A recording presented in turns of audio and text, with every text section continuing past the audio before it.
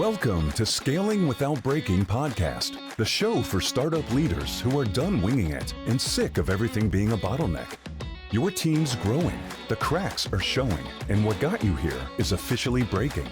Each week, you'll hear raw stories, sharp strategies, and real talk from founders, operators, and advisors who've scaled through chaos and built companies that run without constant firefighting. If you're ready to start leading like a CEO and move beyond just surviving, you're in the right place. Here is your host, Roland Siebelink. Hello, everybody. Welcome to another episode of Scaling Without Breaking. My next guest today is someone who's been in Silicon Valley sales for 30 years, following the same network of people from PeopleSoft through Blue Martini, Demand Tech, and multiple startups. He went from a simple BDR to sales engineer to sales rep to CRO, and now he is a CEO. But here's what caught my attention. For 20 years as a CRO, he told his teams, avoid POCs, proof of concepts at all costs. They kill deals. And now, guess what? He runs a company that automates POCs. So he's building Provarity, a pre-sales automation platform that's tackling a problem that most people don't even know exists. That pre-sales teams have been running technical evaluations with spreadsheets and prayer for decades. So with that, everyone, you may meet my guest, Steve Davis, CEO of Provarity. Welcome to the Scaling Without Breaking podcast, Steve. Thanks, Roland. Pleasure to be here. Appreciate it. Absolutely. You and I met when we worked at Soundcomers, and it's been a pleasure having you as a friend ever since. But Steve, I want to delve right into the real contradiction there, right? If you've told teams for years to avoid POCs, they elongate sales cycles, they're unconstrained, they're miserable, and now you're CEO of a company that automates POCs. What changed your mind? Yeah, it's ironic, isn't it? What changed my mind was when I thought back to why I always gave those directions, right? Avoid them at all costs. It's because our companies that we worked at, that we weren't good at them, right? And our competitors were good at them. It was even worse for us. So the reason the sales cycle took so long or they became unconstrained is we had no possible way to manage the POCs in our favor. And when I heard about Provarity, I was like, that's really interesting. I was an SE before, an SE leader, and SE teams are the ones who typically are handed the POC, and it's like, you guys figure it out, right? And it's a terrible situation for SEs and sales and everyone to be in, but there was a reason we were trying to avoid them. We weren't good at them, and there were no tools to help us be good at them. And so when I met the folks who were backing Provarity, we talked a lot about it. I said, this is really interesting. Imagine if we had a solution we could sell to clients, customers, that we would weaponize the POC. Here's our software and actually help you do POCs instead of trying to avoid them, really push to do them because it's going to help you over your competition instead of running through your competition. That's excellent. So traditionally, before Provarity, what would be the way in which people would learn to run a POC? Yeah, and it's funny, it's still the same way, which was mind-blowing to me. It's Google Sheets, Excel, it's Slack, it's some people have custom objects in Salesforce, GitHub maybe. It's really all these manual tools, manual processes that don't quite talk to each other. Again, you know the history of software. Great companies have been created that try to fix manual processes, do it yourself, glued together solutions that aren't real solutions. So the way people used to do them are really the same way they do them today. Okay, so who would teach sales engineers to do a POC in the past? What was the typical way in which people would learn this? Yeah, other SEs and SE leaders, right? So the training too, it was a lot about feet in the fire, right? It's like, oh, I'm an SE and we have a POC coming up, and your manager would say, okay, go talk to John or Sarah because they're the POC king and queen. And again, it's manual, it's training. It takes a long time because there's no templated approach. Nowadays, now we have AI helping instruct and helping us walk through the POC, where all of that old style training kind of goes away. And yeah, the old school way of doing it was not fun. How did you learn to do POCs, or what was all the bad stuff you learned about them? I think that's why we tried to avoid them. So when I had to do them, again, it was all spreadsheets, and you're trying to walk through what the success criteria are, and a lot of that doesn't go away, but now it's all automated. So I was trying to learn them. I learned them from other SEs who were more technical than I were for sure. I was trying to watch how they did it. You always try to go to who were the best SEs, the most successful, follow anything they were doing and going through their process, but their process, again, it was manual and it's still manual today. When did you realize that the market had shifted and that avoiding POCs was no longer an option? What it was mind-blowing to me, so when I talked to, the venture capital guys behind Provarity, I've known for 20, 30 years as well, long time. They knew me when I was an SE and an SE leader and worked my way up in account exec and CRO and everything else I've had. We were just having a friendly conversation. I wasn't looking to go to Provarity or anything like that. And they said, "Oh, we've got a portfolio company. It's right up your alley, Steve. It's a pre-sales platform." And my inclination, I laughed, I chuckled, said, "Well, there are no pre-sales platforms. There's never been, we've always been the redheaded stepchild of the sales team. Like we never have tools. There's 1,000 tools for the AEs, for pipeline building, even for sales ops, Salesforce, everything else, but nothing specifically for pre-sales." So we started chatting. I said, "That's really interesting. Pre-sales platforms haven't really existed." Then I said, "Well, what does Proverity really focus on?" And they said, automating this technical evaluation process. And I was kind of, like, again, mind blowing. I said, "Wait, are companies still managing them the same way they did when I was an SE 20 years ago?" Yes. The answer was yes, right? The answer was yes, and I just saw a massive opportunity, for both the market and our company, and, yeah, it's been quite a ride so far. It's a really hot topic.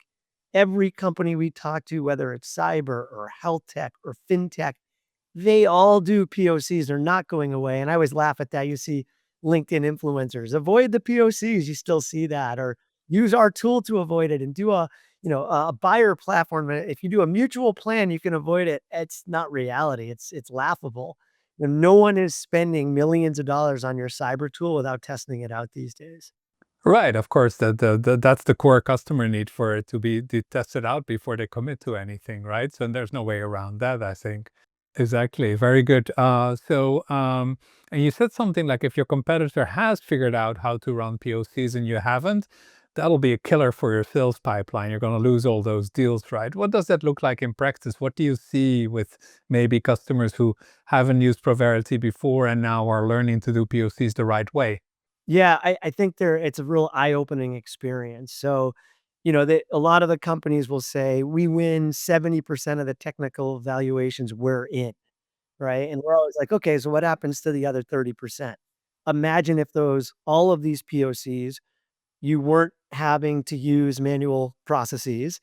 Imagine if you could win a few more and work on a few more, what that does to your percentages. And, 5, 10% of a win rate going up is worth millions of dollars. So, I think the folks who are learning about our solution, learning about the concepts, and then the actual tool, again, it's whether it's mind blowing or eye opening. It's a new world for them that says, "Okay, we've gotta really rethink the technical evaluation stage," especially because if we were trying to avoid it, we don't want to avoid it now. We wanna offer it, and it's just a real mind shift. Yeah, absolutely. Do you sell to CROs or do you sell to heads of sales engineering? What's your typical ICP, would you say? Yeah, that's a great question. So I've got my whole team really all over this, which is the VP of SEs is our absolute target person to talk to. Oftentimes, the VP of SEs won't have their own budget, which I think will be changing. I think that's going to be changed with more and more pre-sales platforms and tools coming out. But right now, the VP of SEs becomes the champion. SE managers and SEs, sure, they're the users. But the VP of SEs right now often goes to the CRO, sometimes SVP of RevOps. They have budget for tools, and we are, in the sales tech realm of software solutions. So, yeah, so we end up selling a lot to CROs because they own the money. In Sales 101, you got to go find a person with a budget. But you must have like very key data in a sense, like your own POCs, if you will, or customer testimonials about how much of a sales impact that can have. Yeah, we model it all out, and that's a big part of, our solution. This can't be a nice to have, it's gotta be a need to have, and so, ROI, the modeling, everything we do in Provarity is modeled out to help you win more technical deals faster and be able to work on more POCs to win more technical deals faster. And it's a complex model. We show how it all works. But at the end of the day, it's simple to understand model where the CRO can say, if you can do this, this is a no-brainer to purchase a solution.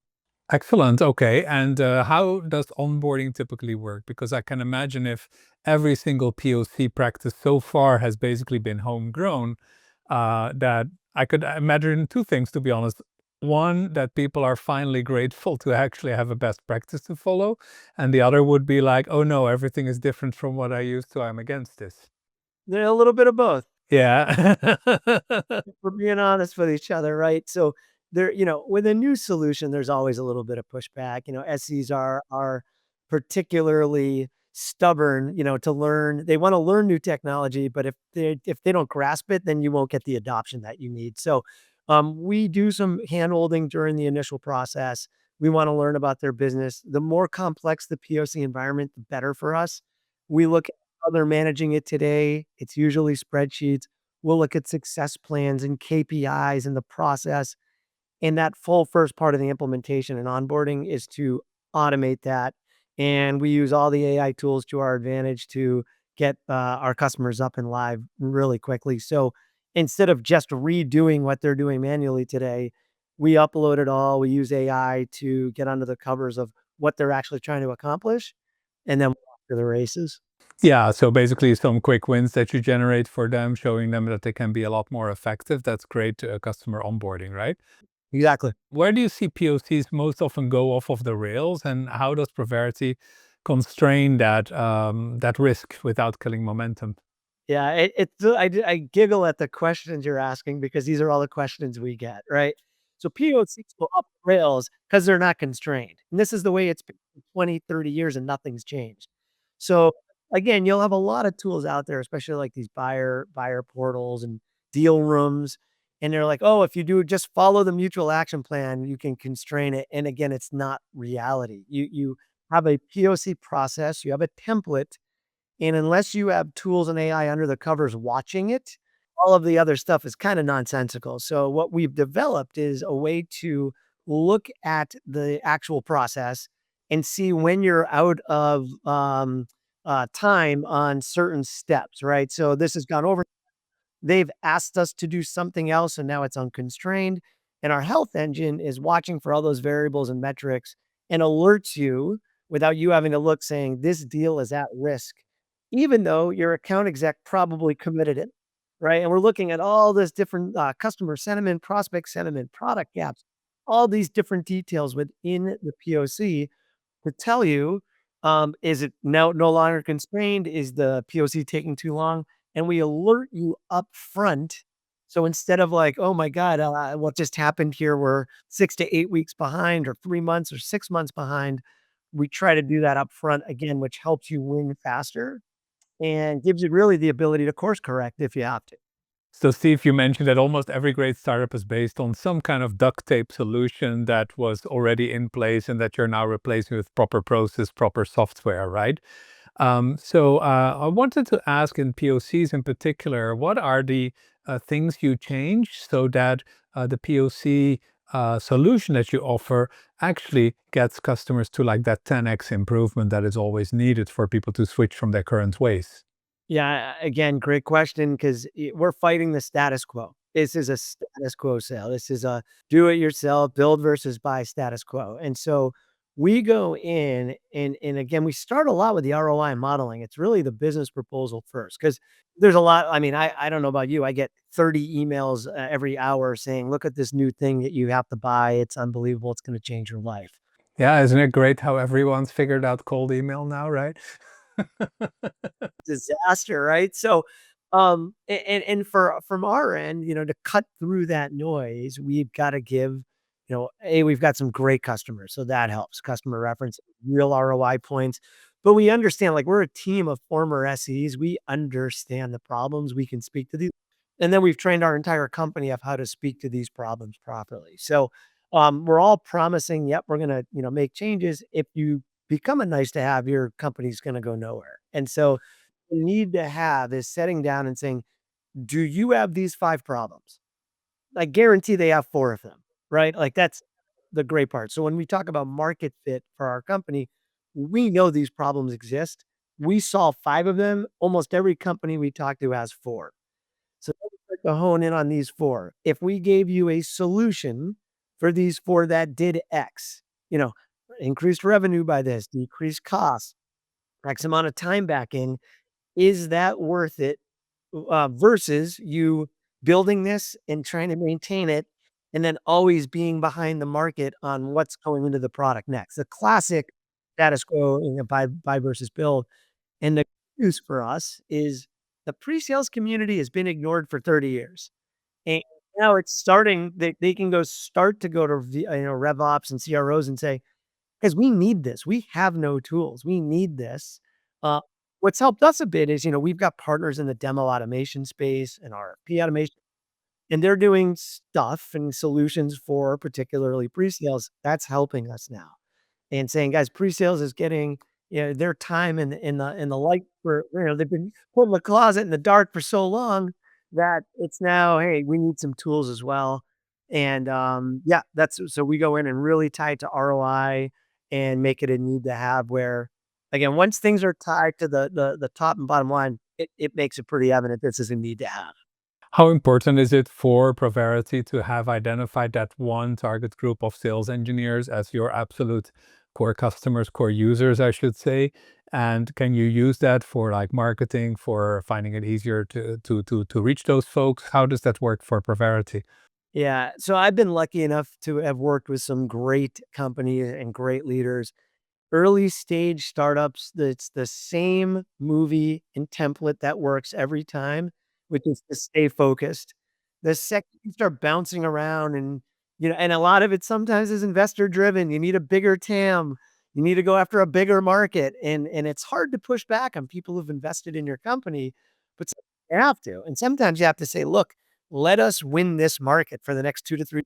We're going to dominate this market. We have the best product, best market fit. So to answer your question, finding that market fit early, which we knowing who to sell to, who to focus the message on, who to outreach to, it's just I see it as the only way to go forward in this world where there's a new AI product every day that's coming out. If you start jumping around, oh, we can talk to that person and that you're just gonna get spun up, and you can't be great at anything, and you need as an early stage starter, you've gotta be great at something, and that's what we're really out to create at Provarity. Yeah, to get that 10x advantage, you have to know what to focus on, right? So, uh, excellent. Yeah, you just mentioned the difference between early stage and mid stage. So, a lot of your career has been scaling Series B style companies, right? And now you joined as CRO at Provarity 9 months ago, I believe, and then were promoted to CEO a few months later, right? So, how is being CEO of a more early stage company still different from your experience before? Yeah, it's different.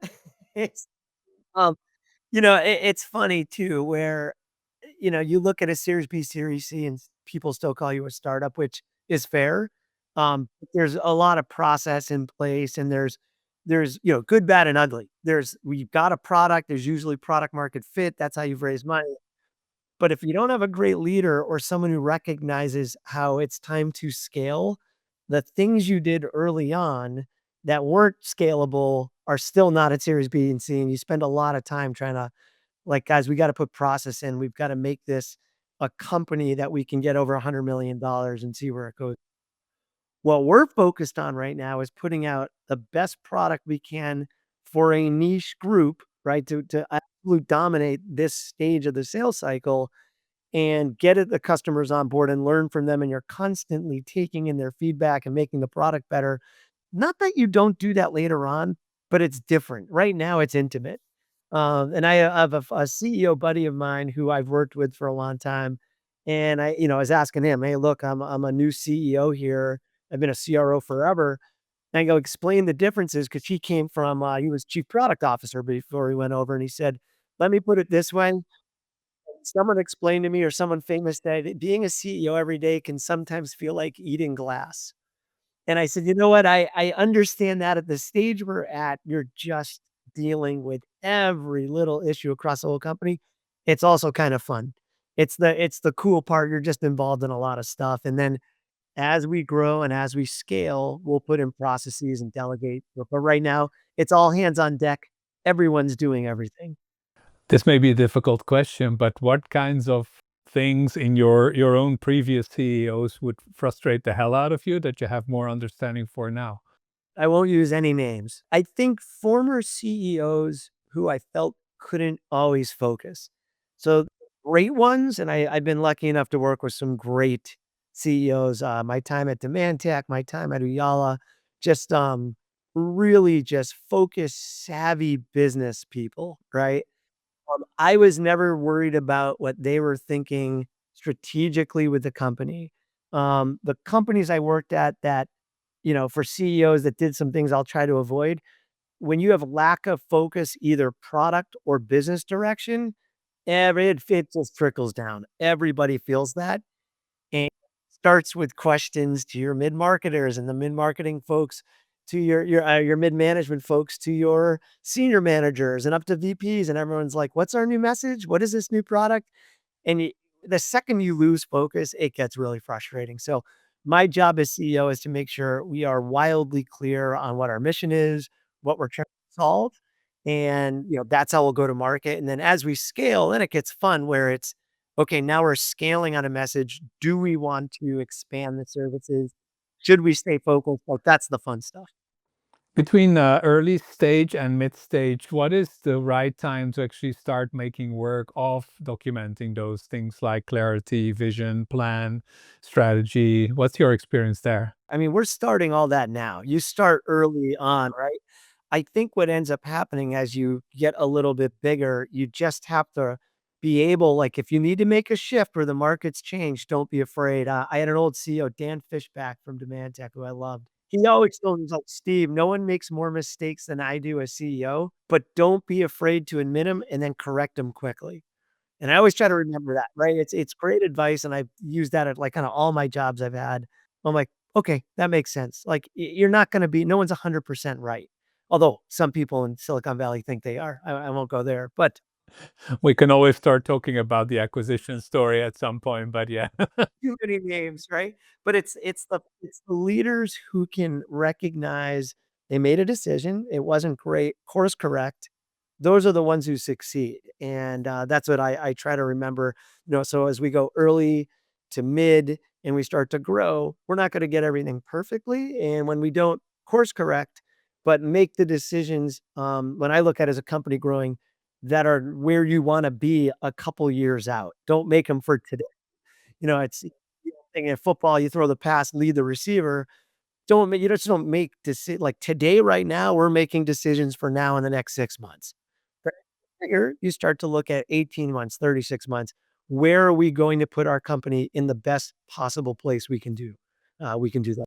I also find it releases so much energy in the team if we can focus them more on where are we going, like get them out of the weeds of the tactics of today, even if there's always stuff still to solve there. But we've been running like vivid vision processes with like 3, 4 clients in the last couple of months, and every time it just moves from this founder is completely batshit crazy to like actually that's achievable and motivating and inspiring, and we can get there.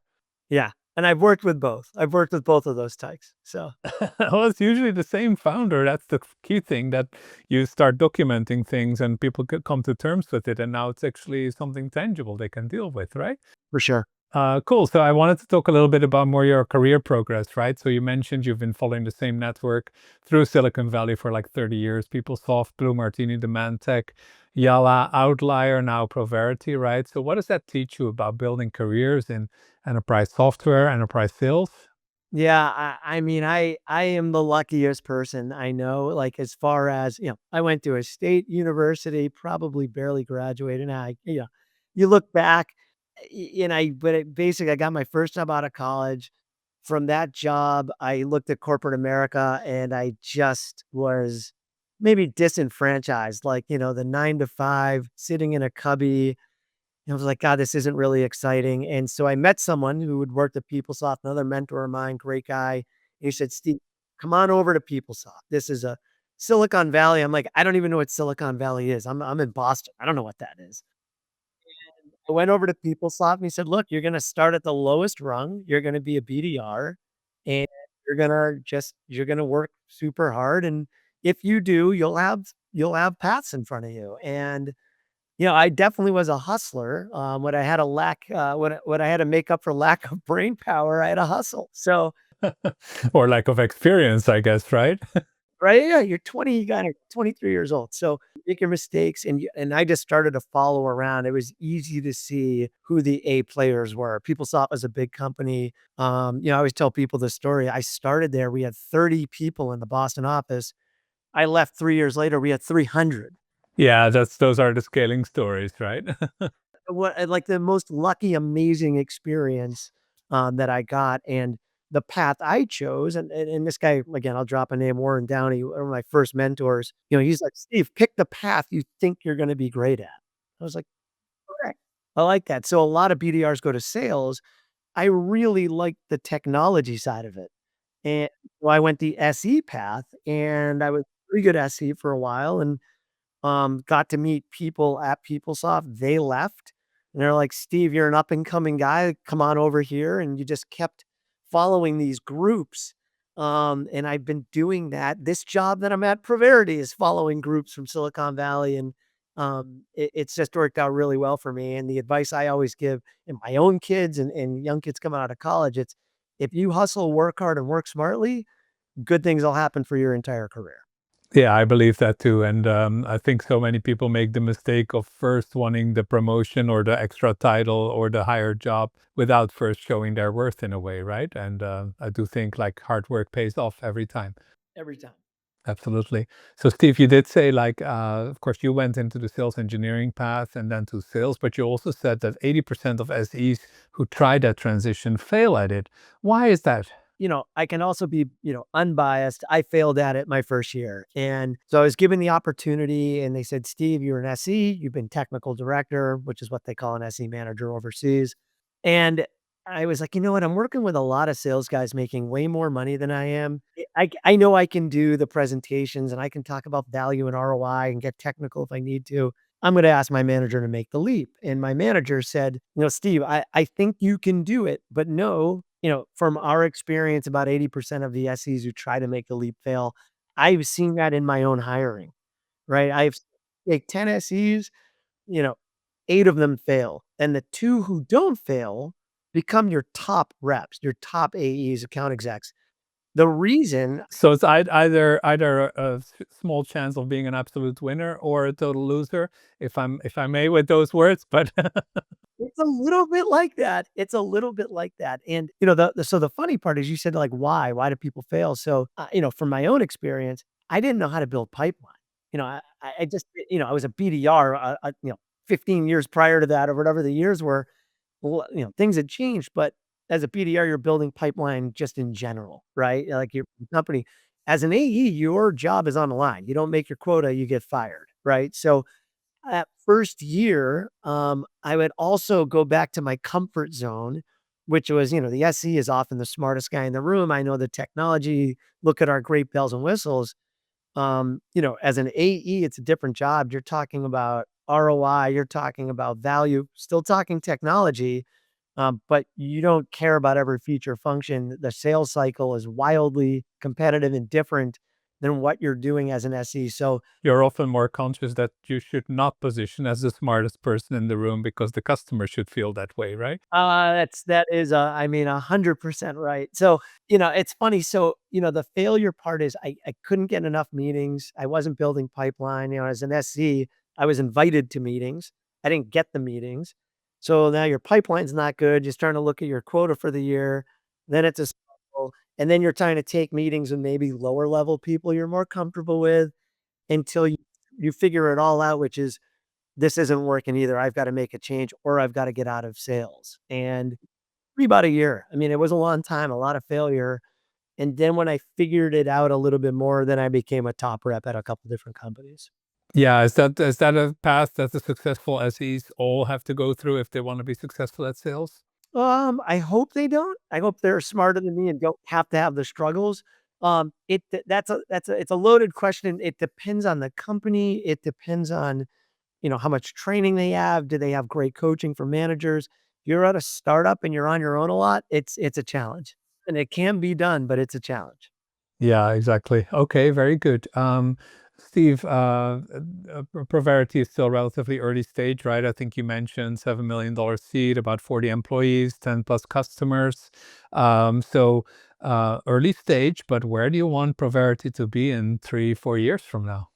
Yeah, 3, 4 years, the goal would be to really be dominating this niche market. Like, if we do that, then the sky's the limit, right? But we stay focused for the next couple of years.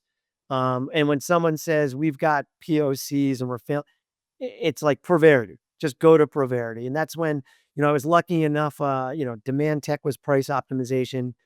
Every company on earth that was like, "We gotta do price optimization," you go to Demand Tech. Digital streaming came out, I was at a we were one of 2 companies you went to, right? And what I want 3 to 4 years from now is someone says, "We need to run our POCs better." Someone says, "Call Provarity." Just category leadership in that sense? Dominate the category for sure. Then, expanding from there, then you've got a lot of options, but really stay focused, build the company up. And really culturally, I want to build a company that, every employee, and I'm sure people say this all the time, but culture is super important. I look back at my career, the best companies I worked for were both successful and fun, right? We all made a lot of money, we were all having a lot of fun, and we all provided a solution that our customers loved. Like, that's nirvana, that's the trifecta. Mhm, mhm. And this will be a POCs in any vertical, or will you still be focused on verticals like cyber, fintech, health tech, I believe, right? Yeah, those are the big 3 right now. It's much easier to expand different markets than it is typically to expand the product into all these different areas that we don't know about today. So, yeah, for sure, I could see us expanding markets, but right now our market's enormous, and there are thousands of companies who are running POCs, POVs, workshops. So, yeah, the issue right now isn't market. The issue is how fast can we continue to innovate and get great solutions to our in our customers' hands. Yeah, it's what I often mention to founders as well. Like, why are you looking to expand your markets if your current market share is less than 1% or you don't even know it, right?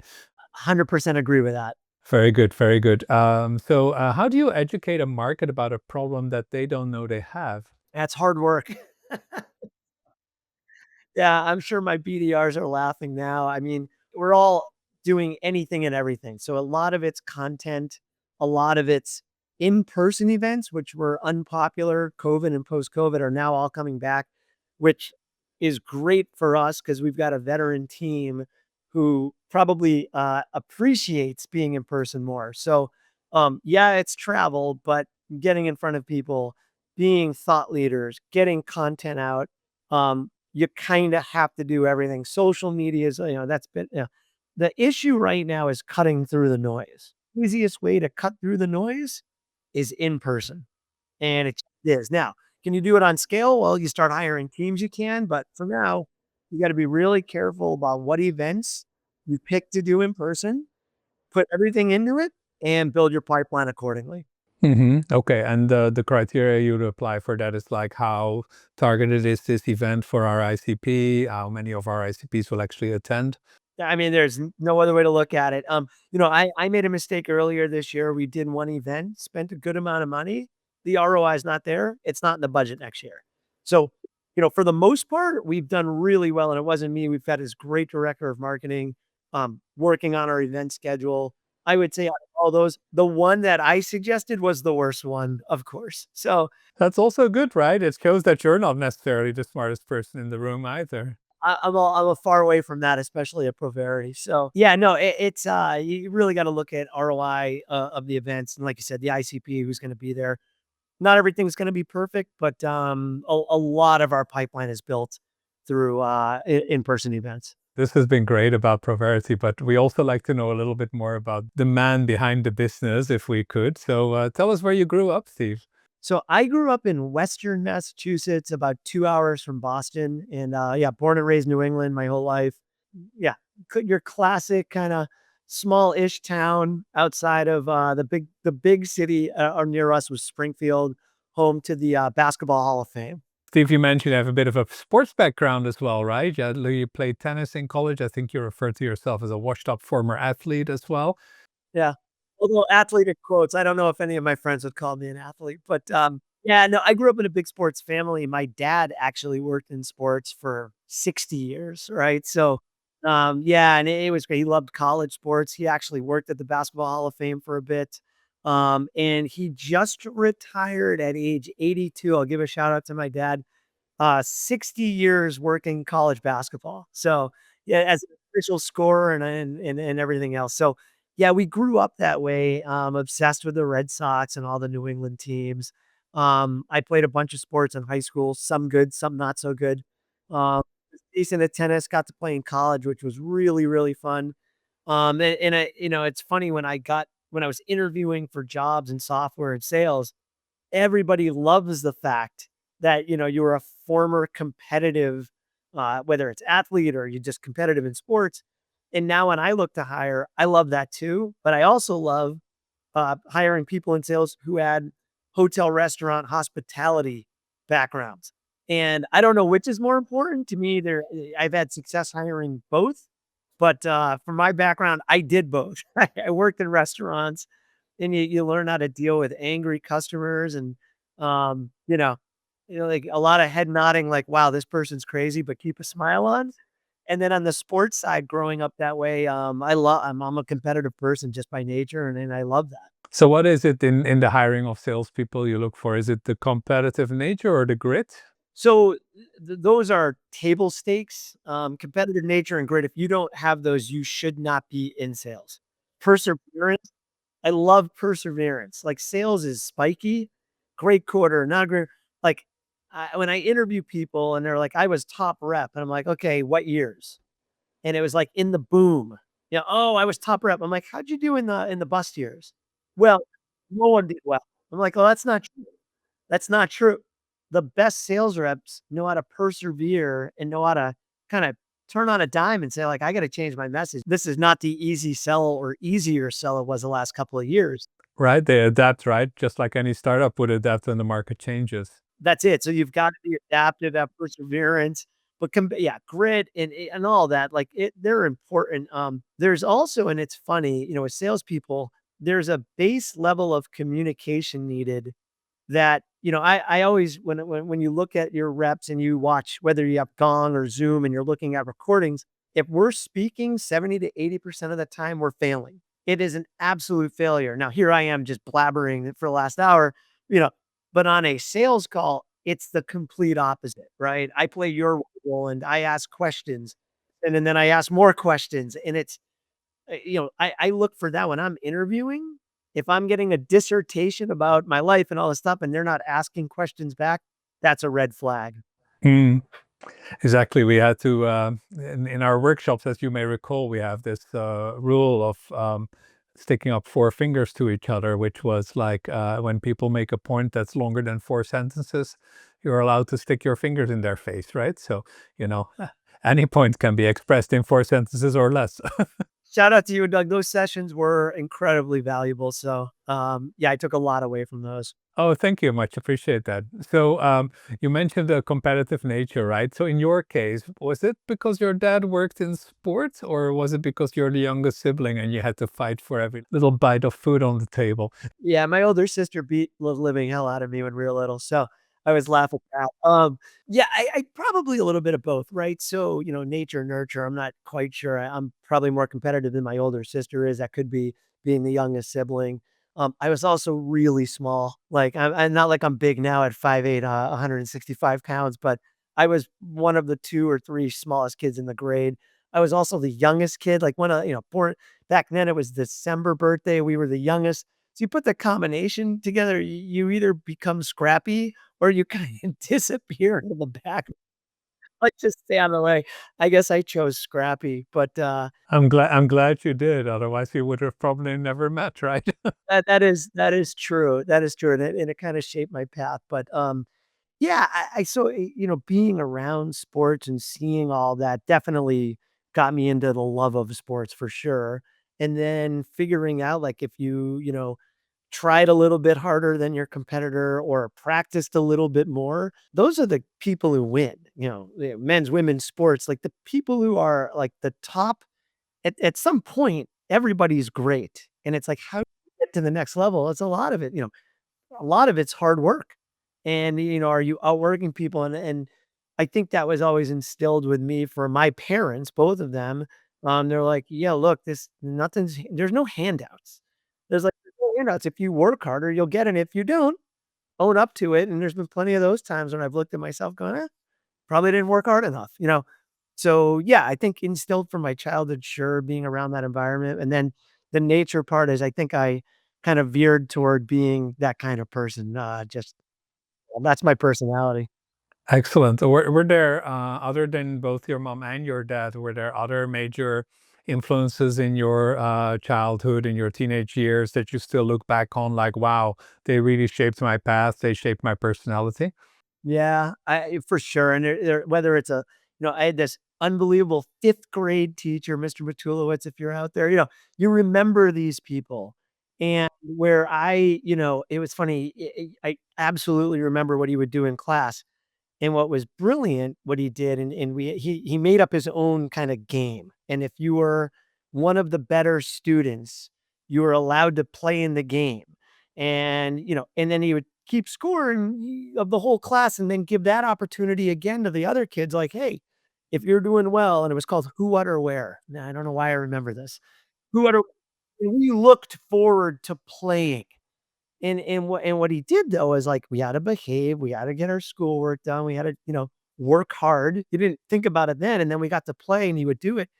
And it was like the greatest end of the week. So instead of math class or 5th grade, we're playing Who, What, or Where, and the other kids who didn't have him were so jealous.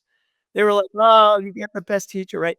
And you just take little things away from all your different your teachers and your coaches, and people you've met. But yeah, other folks, and this was the negative one that, I played baseball in high school for a year and I was small. Like I said, I was one of the smaller people, but I was a decent fielder. I don't think I could hit out of a little league park, but and I got passed over for a position by someone I was better than.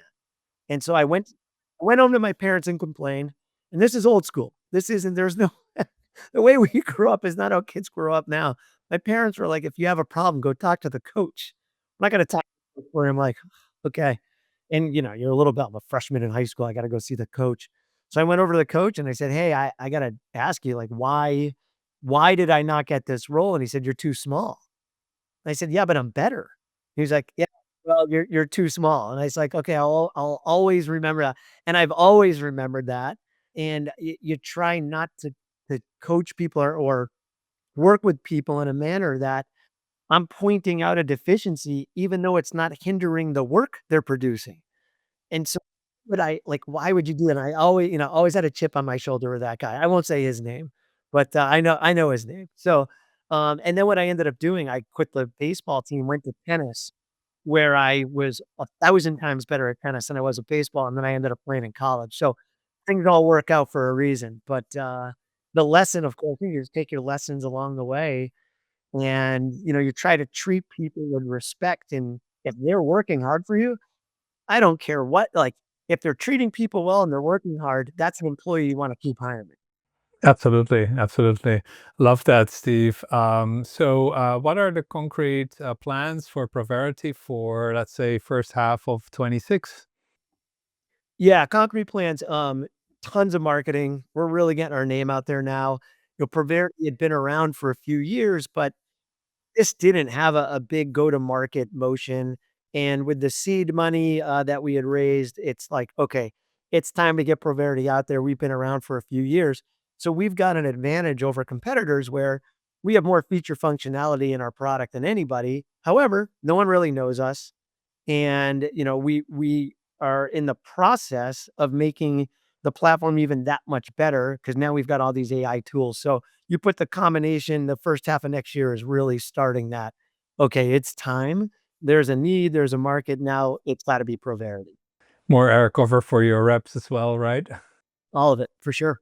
Excellent. Very cool. Very cool. Okay, Steve, it's been an amazing episode. Thank you so much. If people want to know more about Provarity, where should they go and what should they download? Yeah, either LinkedIn with me or go to Provarity.ai, and we've got an entire blog section, great thought leadership articles. Take a look at those. I think you'll start to understand that we are kind of pre-sales experts, and then reach out to us. And we're glad you. And anyone who knows me and doesn't know Steve yet, of course, I'm happy to provide an introduction as well. This has been a great episode, Steve. Really appreciate your openness and just talking about everything that's on your mind. Those are the best. Thank you so much. Roland, I really appreciate you having me. Thank you. And for the audience, we will have another episode after Steve's the week after. So keep on listening. The Scaling Without Breaking podcast requires more than a conversation. It takes action, research, and collective wisdom. If today's episode resonated with you, we'd love to hear your insights. Join the conversation and help us shape the future together.